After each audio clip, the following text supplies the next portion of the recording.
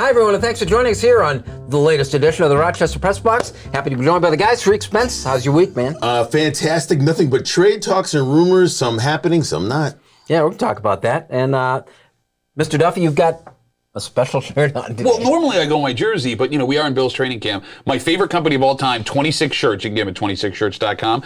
Every T-shirt raises money, if you're a Bills or a Sabres fan, for like an individual who needs that money in some way. And it's Josh. The shark is Josh. See? And he's eating another foot like he gobbles up other players. Josh. I got like 12 of these shirts. I love the 26 Shirts. You got 12 different ways to say that? Josh. Josh. Duffy, I don't get it. What? I don't get it. It's like Jaws, but Josh. I don't get it.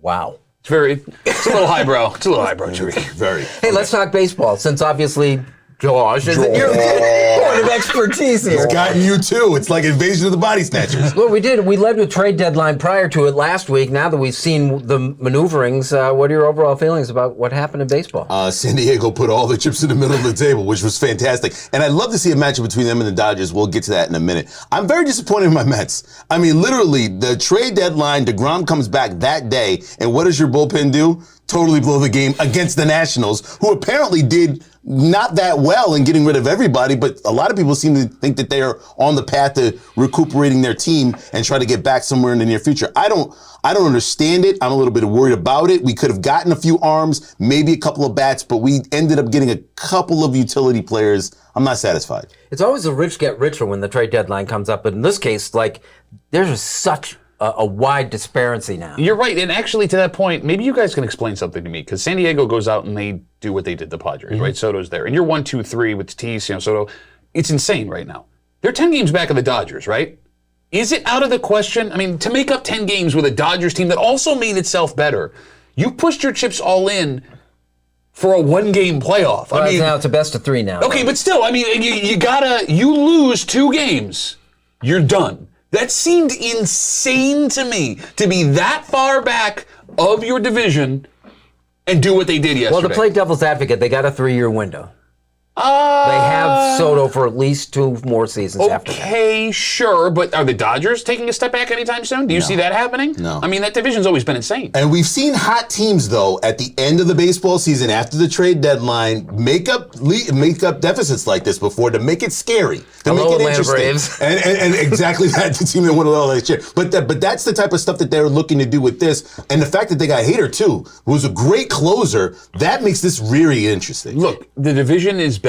The race is going to be great. I just don't understand why you would take that kind of risk, give up what they gave up for their future, with the Dodgers not looking like they're going anywhere. But don't you have to? Don't the Dodgers make you do that? Because your only other option is to throw your hands up and say, we can't do this. Well, no, I mean, look, you're going to be in that wild card race no matter what happens here, right? And if we're going to talk about having to win 4 games out of 7, were you not going to be able to do that with the roster that you had then? Because I still think you were competitive. The team is better. Are you good enough to beat the Dodgers in a 5 or 7 game series? How about the Yankees? We can't leave the trade deadline without talking about whether New York did enough to hold off the rest of the American League. Well, they did enough in trying to get rid of Joey Gallo, which they've been trying to do for the last 2 months or so, and get something back. The Yankees are in this what-if sort of scenario. The guy putting that team together on his back right now is Aaron Judge. We all know why. But the question will be going forward, will they have the pitching? Will they have the hitting? Combined hitting? Players have not played up. LeMahieu, other players need to step up and take some of that pressure off of Judge. I don't know if they did enough. This is going to be interesting because the Yankees, I'm not too confident in their starting 5. I'm not too confident in their bullpen. I'm not too confident in this team. What do you think? Houston, Toronto, Minnesota, maybe? Did anyone make a move? Toronto is the thing that's perplexing to me. I don't think Toronto, to your point, I mean, if the Yankees go cold with their bats, that division's wide open. Yep. Toronto could have made a move, and Toronto didn't do anything. Now, granted, they have a lot of talent where they are. Maybe you don't want to give up what you've had to give up the last couple of years, but you were in a better spot in Toronto to make a run at the division than the Padres were in a spot to make a run at their division out west. The Padres went insane. The Blue Jays did the exact opposite, and both of them I don't understand. And the Braves moved an entire team, and they're not that far off from the Mets, which is why I'm disappointed the Mets didn't do something to try to widen that gap. We're at the Rochester Press Box and talking Buffalo Bills next.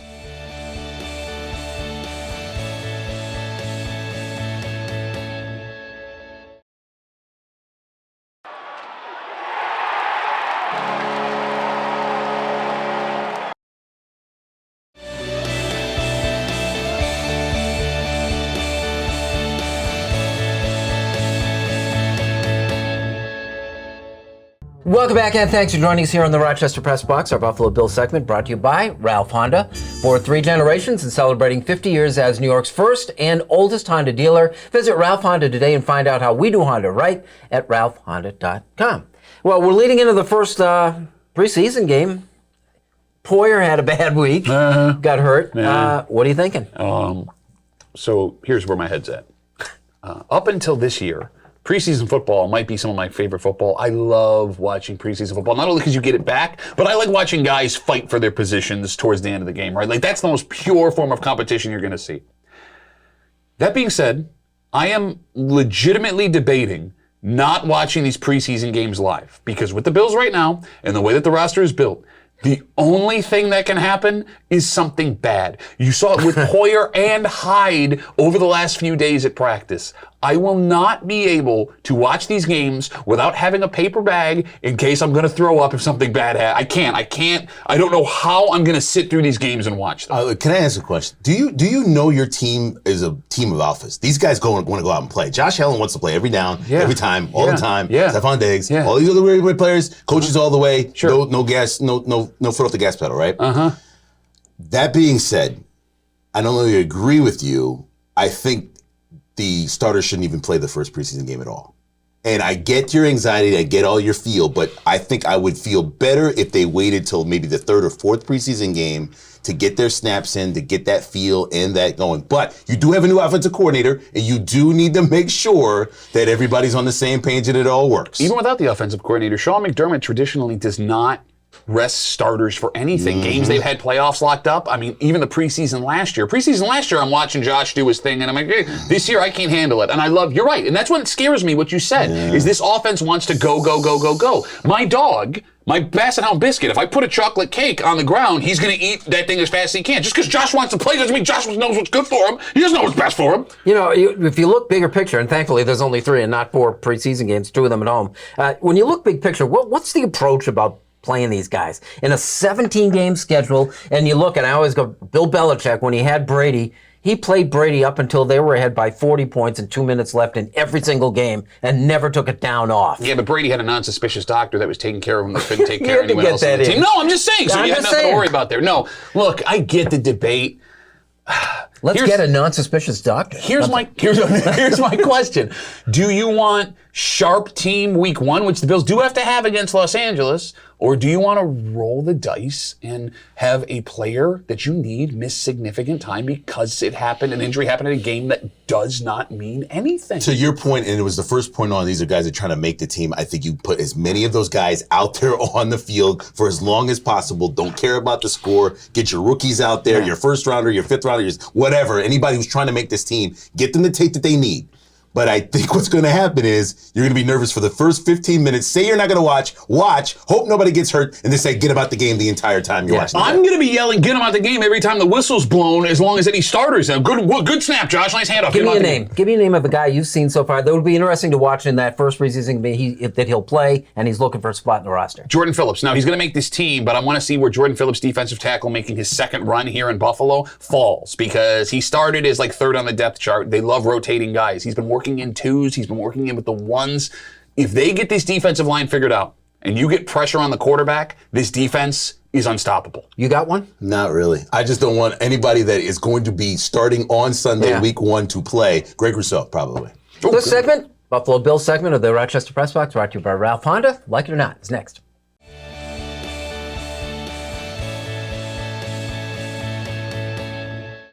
Here's the Press Box trivia question, brought to you by Market View Liquor, where exceptional customer service meets an extensive selection. Jefferson Road at 390.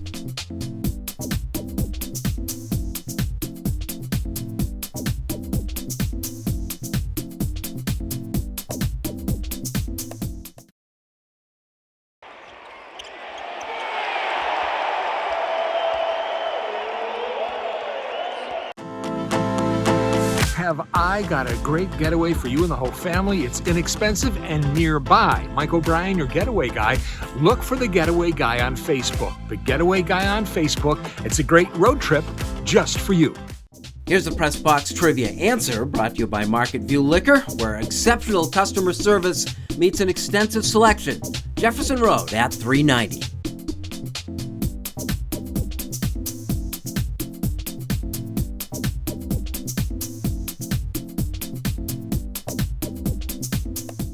Are you facing criminal charges from a DWI and feel that you never imagined it could happen to you? Contact attorneys with years of experience as prosecutors and defenders. Contact Ganguly Brothers Law today for a free consultation. You can put your trust in us.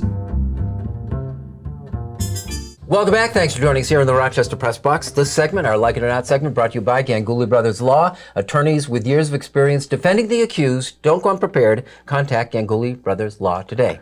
Tariq, let's talk a little Vin Scully. Man, it's a rough one. To be with one team for how many decades? 67 years. 6 decades, almost 7 decades. It's just unbelievable. I'll just always remember him for the call, of course, the 86 Mets on the, can I even say, Bill Buckner, can I just say the Mookie Wilson dribbler up the line and led the Game 6, and of course the Mets winning in Game 7. It's that call, and I find it very interesting, the fact that, now we have broadcasters everywhere. You have the Mets broadcast, you got the Dodgers broadcast, you got this broadcast, you got the national broadcast, you got the MLB broadcast. That Vin Scully's name will always be remembered with just the Dodgers. Yeah, and he generally worked alone, which is kind of impressive. That's the craziest part, right? Like, we sit here and do this show. I have a hard time finding anything to say to you guys. This man, the thousands of hours alone in a booth that he did calling these games, and not only that, but painting such a beautiful picture of everything that was happening, not just on television and in radio. You watch a modern broadcast for sports, you have 2 or 3 people in the booth, you have 2 reporters on the ground, and they're kicking things back to their studio or other games at all times.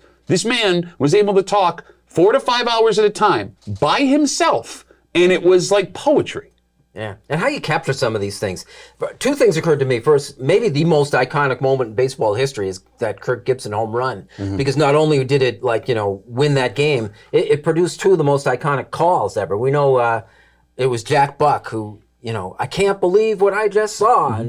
And Scully was doing it on the radio. So there's that, and Vin Scully comes up with this line just right off the top, more or less, I'm close to it. It says, in the season of the improbable, the impossible has happened. And that one almost gets overlooked. Great call. But to me, what summed up his career was a story that I heard. He called the Hank Aaron 715 home run when he passed Babe Ruth. So he makes the call. The ball goes out. We've all seen the video. It's Vin Scully's call. That ball goes out for a home run. The record, he's coming to the bases, people going crazy. Vin Scully goes dark for 4 minutes. He sat there and just let everything happen for 4 minutes, which is an eternity. You know this in media time. And then he comes back, and he's got the wherewithal and the guts to say, to appreciate the fact, in a city in the deep South, they're giving this black man a standing ovation. And it's like, wow, if that doesn't sum up with what is capable of, being, nothing will. Well, I find it interesting in the fact that it's crossed over generations. We're talking about people who have moved in and out of broadcasting, too old, can't do it anymore, doesn't want to do it anymore, that type of thing. He was able to sort of stand the test of time, and people wanted his broadcast, sort of like John Sterling. They want his broadcast, good or bad, they want his voice. And he left at the top of his game in his mid-80s. Yeah. Well, I mean, maybe he was a little bit better the next year if he would have stayed one more.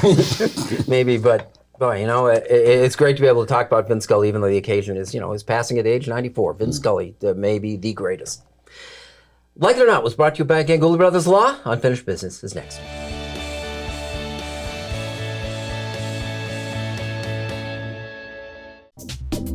The Press Box Stat of the Week is being brought to you by McArdle's Restaurant in Fairport. McArdle's is open 7 days a week with dining available indoors and out, takeout and delivery. Come home to McArdle's.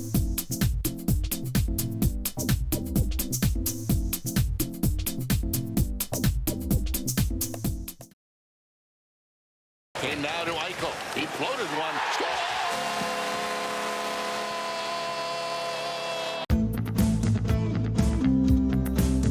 Unfinished Business is brought to you by Greg the Roofer. Greg will meet or beat any competitor's price and can finance you with 0 down. Call today or visit gregtheroofer.com. Better roof, better price. Better call Greg today.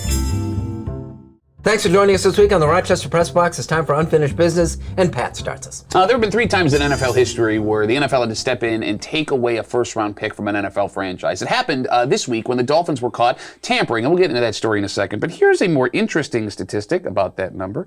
All 3 times the NFL has had to step in and take a first-round pick away from a franchise, it involved Tom Brady. Spygate, initially with the Patriots, then came Deflategate, that story with the Patriots, and then this story this week. Tom Brady met with Dolphins executives while he was still under contract with the New England Patriots. Sean Payton, then Saints head coach, involved at the same time. There's no arguing that Tom Brady is talented. There's no arguing that Tom Brady's going to go down in history as one of the, if not the best quarterback in NFL history. But can you find me a sports superstar in any sport, that has the amount of, wait a minute, stories that Tom Brady has involved? When I say wait a minute, as in something isn't right when it comes to how the game is played with this guy. I made the joke earlier about Bill and his doctor that no one else can see, but hey, take the time and Google what that situation was. You see everything that's going on with New England and Bill Belichick. You see what happened with his fake retirement going back to Tampa Bay, and then this Dolphins story, the proof that the NFL finds, and you also know that the NFL has no problem looking away at things they think will hurt their brand. If they admitted to this, what did they actually find? I.e., what happened with Deshaun Watson earlier this week in the suspension? My point is this. You're not going to be able to take anything away from Tom Brady because 25 years from now, all they're going to remember are the videos of him holding up Super Bowl trophies. But if you do a deep dive, you'll find more than 5, 10, 15 things where you go, the greatest of all time needed that stuff to succeed. Why Duffy's take matters to me the most, because I'm going to take the other side of this story. The other side is the Brian Flores story. Remember him? The coach that accused the owner of the Dolphins for basically saying, just tank a couple games and I'll give you $100,000 per game. Now, during this investigation, they found out not to be true. But if you look a little bit deeper, you'll find that it was not really a substantial comment made that they would do that in order to get draft picks for the organization for the Miami Dolphins. What I find interesting about this is that everything Duffy just said about sort of tampering or calling a quarterback on another team that's in your division to possibly come play for you. And oh, by the way, another coach is Sean Payton, who won a Super Bowl in order for you to come and combine and win a Super Bowl in Miami is, yeah, they did that. But the possibility of paying a coach $100,000 to tank a game, nah, sorry, not enough evidence for that quite yet. I just want to know exactly what they want to investigate. And if I'm a Miami Dolphins fan and organization, I want the Tom Brady story. That makes me look like I want to go get the best quarterback and the best head coach for the franchise. That's great. What looks terrible is I pay season tickets and you want to tank. So which one would you rather take? There's not much to know about Cy Hugo Green. As a basketball star at Duquesne University in the 1950s, he's had an unspectacular NBA career that lasted parts of 8 seasons and fails to include any memorable moments. He died young, at the age of 47, of cancer, some 42 years ago. So why do we care today? Because he holds an important, albeit trivial, place in Rochester sports history. Because back in 1956, the Rochester Royals, were preparing to play what would be their last NBA season in Rochester. They were legit, champions just 5 years earlier, but in 56, they were the worst team in the league, and they owned the top draft pick as a result. That just happened to be the year that Bill Russell, fresh off an NCAA championship at the University of San Francisco, was turning pro. The Boston Celtics coveted Russell and were prepared to do pretty much whatever it took to get him, which meant dealing with Rochester and team owner Les Harrison. Walter Brown, the Celtics owner, also had controlling interest in the Ice-Capades. As the story goes, in return for an agreement to bring the show to the Rochester War Memorial, Brown squeezed a promise from Harrison not to draft Russell with that first pick. It is the stuff of legend. Actual facts are unconfirmable. All the principles have now passed. But the result was that Russell wound up a Celtic, won NBA championships in 11 of his 13 seasons there, is universally proclaimed as the greatest winner in the history of American sports, and became a cultural icon. The Royals got Cy Hugo Green. As we celebrate the life and times of the late, great Bill Russell, don't you have to wonder what might have been had Russell come to Rochester instead? That's our Unfinished Business, and that is our program. Gentlemen, thank you very much. I'm going to miss Bill Russell. Great civil rights advocate. Would have been great here in Rochester. I like your last piece. Yeah, interesting. You know, as crazy as that Ice Capade story is, what gets lost in all this, that was a really good Ice Capade show. Like Bill Russell level. Don't judge the move until you saw the Ice Capades. You know what its comp is, and it's like, it sounds, it's the Red Sox selling Babe Ruth off for it to fund a Broadway musical. You're totally right. That's a true story? Yeah, you didn't know that? No, Ned, where you I been? do now. Well, that's why we're here. Thank you for joining us. We'll see you next week with the Rochester Press Box. He didn't know it either. I said no to Ned.